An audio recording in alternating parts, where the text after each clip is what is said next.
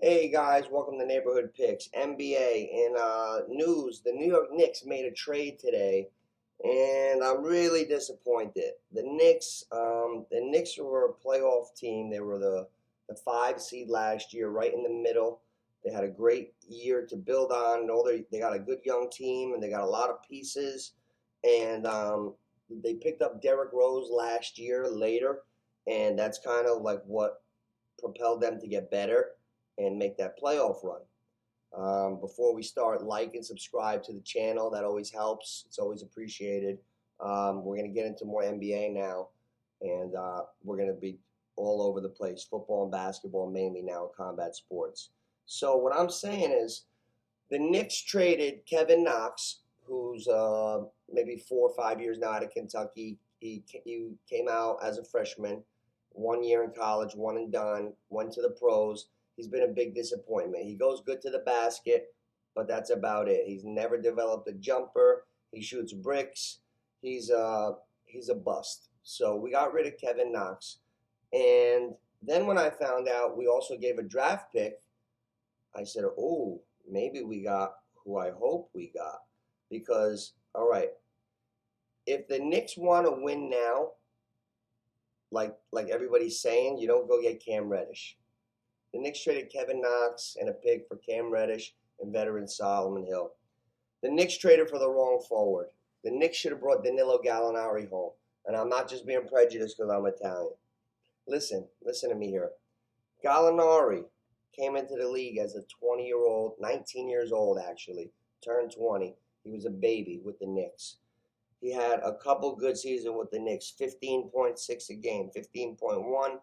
Then when he was scoring 15.9 a game in his third season, they traded Gallinari for Melo. And the Knicks were doing good at that time.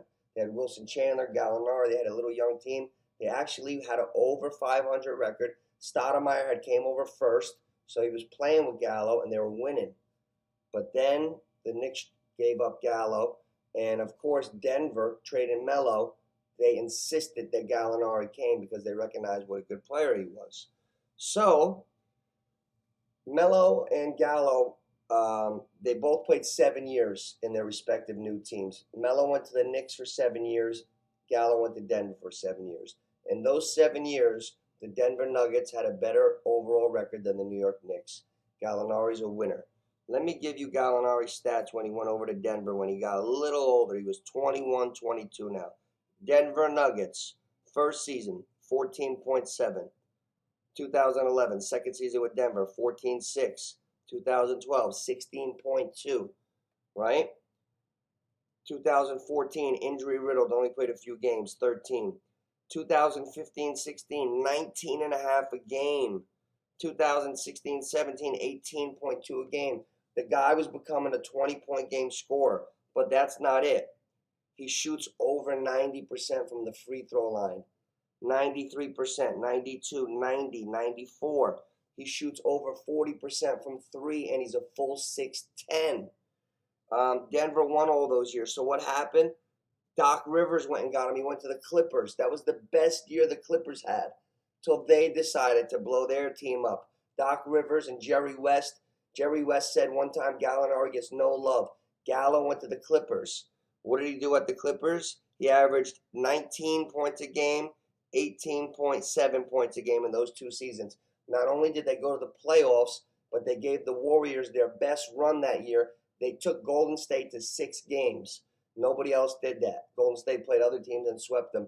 The Gallinari Clippers, they gave it to him. So what does he do? He goes to OKC for a year, scores 18.7 a game. I think they made the playoffs. All this guy does is win. 90, and you got a 50-40-90 guy. He shoots almost 50% from the floor, 40 from three, 90 from the line, full 6'10", came in the league as a 3, but he's so big and thick now he mostly plays the 4. Stretch 4 too. You got a full 6'10" guy that can come out, shoot, and he's excellent at going to the basket and drawing fouls. He's big and he's rough. I've been watching him for 12, 13 years now. He's excellent at going to the basket, and when he gets to the basket, the free throws are automatic. So then he goes to the Atlanta Hawks, averages 14 a game, They go to the playoffs. They win.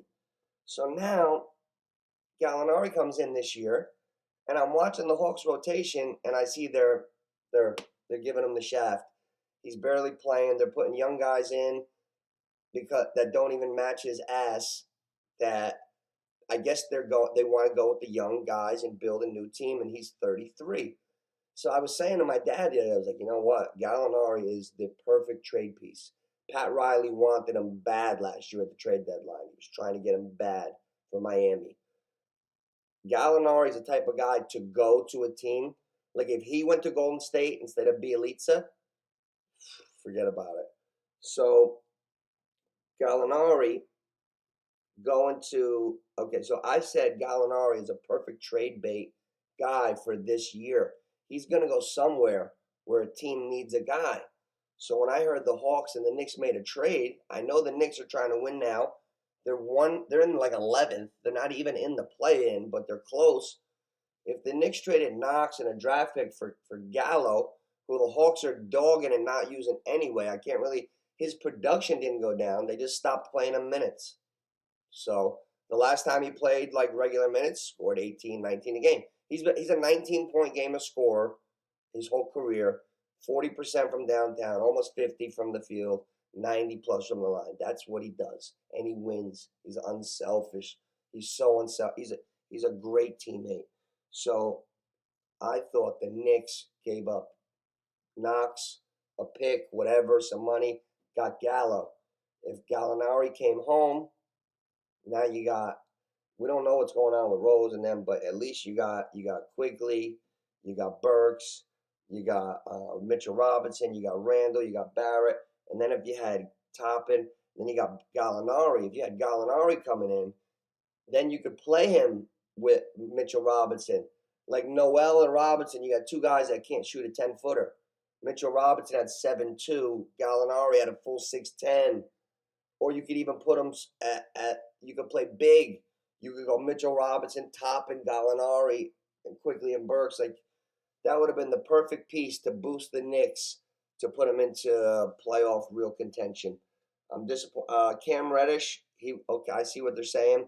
Cam Reddish was on the Super Duke team when it was R.J. Barrett, Zion, and Cam Reddish. Those are the three stars.